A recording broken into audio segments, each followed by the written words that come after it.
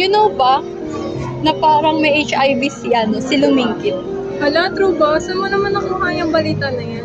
Kasi kahapon nakasalubong ko siya kasama yung mother niya. Galing nga tong hospital. Tapos may dala siyang medical form. Tapos, ang pagkakarinig ko sa usapan nila about HIV. Hala, grabe ka naman. Judgmental ko. Baka may ilagnat lang or what? Hindi tayo nakakasigurado.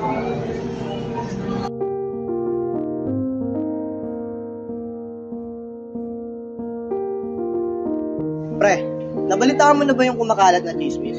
Tungkol saan naman? Tungkol sa kaklase natin kay Reagan, balita ko kasi may HIV daw. Oo, 2 linggo na rin siya hindi ko pasok during face to face. Kaya nga siguro. Ano yung pinag-usapan niya? Sino pa ba? Di ba kaibigan mo yun? Si Reagan. Anong meron kay Reagan? Balita ako may HIV daw eh.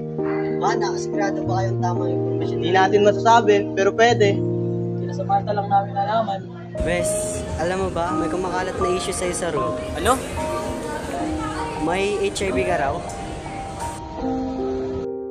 Uy pre, Reagan, may HIV ka raw? Totoo ba yun? Anong chismis na naman ba Nakita kasi namin kayo pumunta kayo sa ospital ni tita.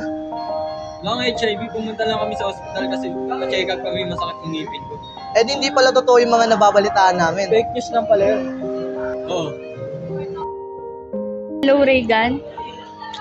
Gusto ko lang sana humingi ng sorry kasi mali yung pinakalat kong impormasyon tungkol sa'yo. Kala ko kasi may HIV ka talaga. Narinig ko lang kasi, pasensya ka na.